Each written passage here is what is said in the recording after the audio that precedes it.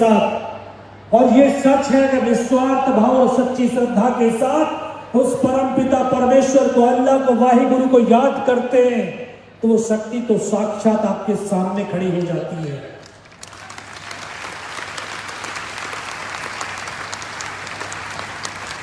और ये प्रमाण आज आपको मैं देने वाला हूं। मैं कोई लिखा हुआ और पढ़ा हुआ नहीं, अपने आप महसूस किया हुआ और दिखाई दिए हुए बात आपको कहने जा रहा हूं।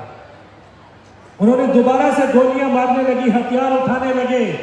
जब वो नजदीक आए तब एहसास लगा कि अब तो मुश्किल है, लेकिन फिर मन और मस्तिष्क के अंदर विश्वास पैदा किया कि अगर इसने सर और सीने में गोली नहीं मारी, चाहे मेरा हाथ पैर दोनों ही काट करके क्यों ना ले जाए, मैं मरूंगा नहीं, जिंदा रहूंगा। और उसी विश्वास की बदौलत आज आपके सामने खड़ा है।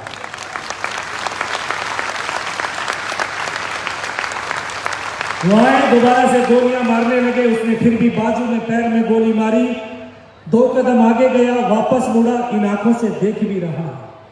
वापस मुड़ करके उसने राइफल मेरे सीने की तरफ करी। तब मुझे लगा यार अब नहीं बचूंगा। लेकिन कहते हैं जाको राके साइया मार सके ना को।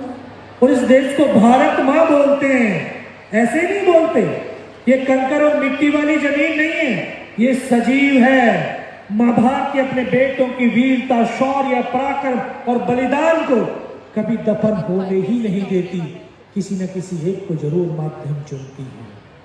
शायद मुझे वो माध्यम चुना होगा कि उसके बेटों ने जो शौर्य वीरता दिखाते, जो बलिदान दिया है, उसको दुनिया तक पहुंचा सकूं। तभी तो उसने जब गोली चलाई तो यहां पर पर्स रखा था, पूरी पैंट फट गई थी चलते चलते। और उस पर्स में भी 5-5 रुपए के कुछ सिक्के थे। शायद इस मां भारती ने वो सिक्कों को इकट्ठा कर दिया होगा। तो जब गोली चली तो जाकर के 5 रुपए के सिक्कों पे लगी और रिकोचित हो गई। उस गोली के धक्के से मुझे लगा कि मैं तो मर गया हूं। अगले ही पल दूसरा पाकिस्तान का जवान आया होगा, उसने हथियार उठा करके जा रहा होगा, उसका पैर मेरे पैर से टकराया। तब मुझे एकदम से चेतना आई कि मैं तो जिंदा हूं। तब एक अंतर्मन से आवाज आई, योगेंद्र अभी तक नहीं मरा तो अब मरेगा भी नहीं।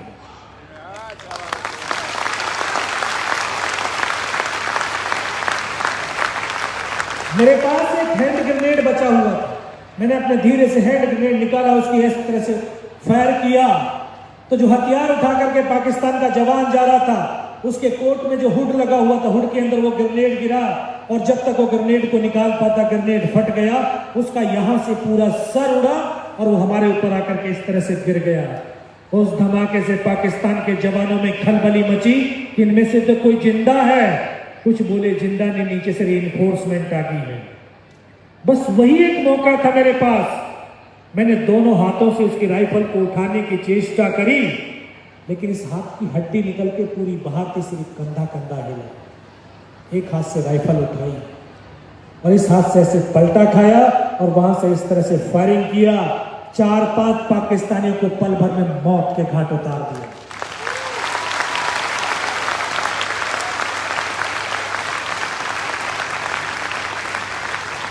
और आपको एक चीज समझाने के लिए, बताने के लिए आया हूं कि फौज में उस ग्रेनेड का नाम हैंड ग्रेनेड नंबर 36 है।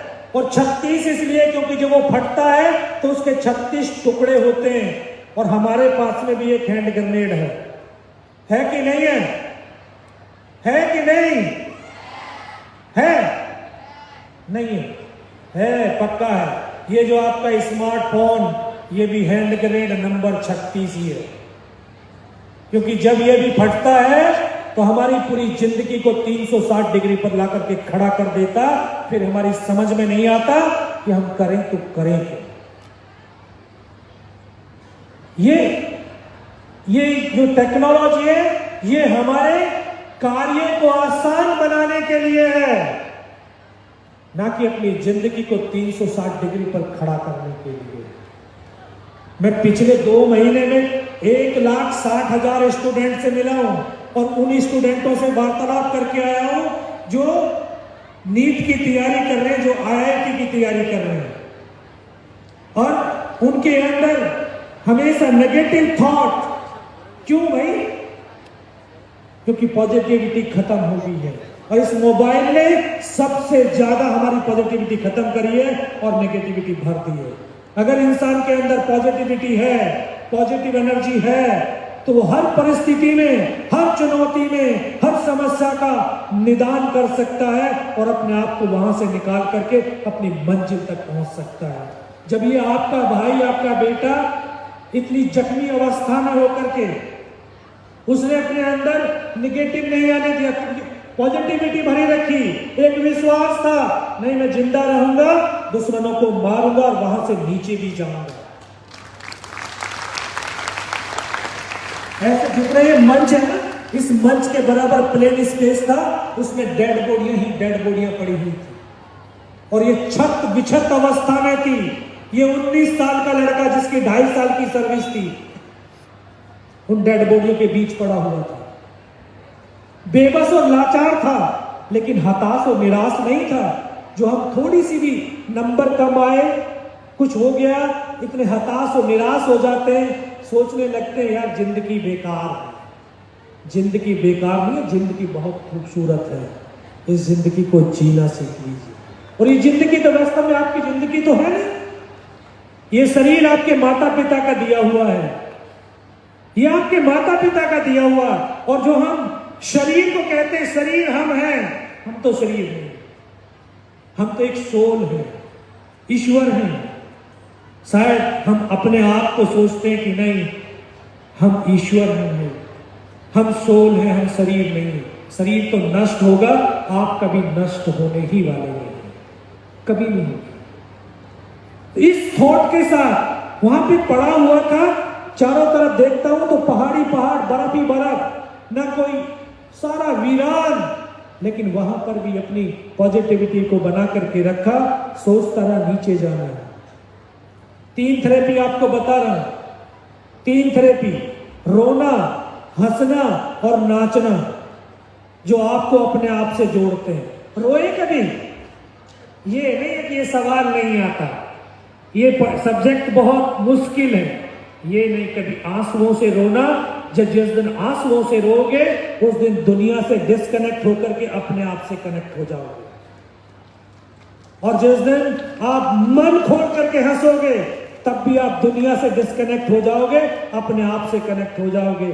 और कभी मन से खुशी के साथ में नाच करके देखना, तब भी आप अपने आप से कनेक्ट होगे। और जिस दिन आप अपने आप से कनेक्ट होगे, इतना लाइकली फील करोगे, इतने हल्के फील करोगे कि आपको लगेगा कि यार ऊर्जा ही ऊर्जा होगी।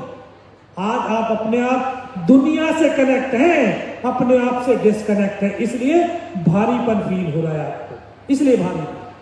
मैं अपने आप से रोया, रो करके अपने आप से कनेक्ट हुआ, अपने आप से कनेक्ट हुआ तो अपने परमात्मा से कनेक्ट हुआ और अपने बंसी वाले से कनेक्ट हो गया। और जैसे ही कनेक्ट हुआ वैसे ही उन्होंने आवाज दी, बोला योगेंद्र इस नाले से नीचे की तरफ चला जा।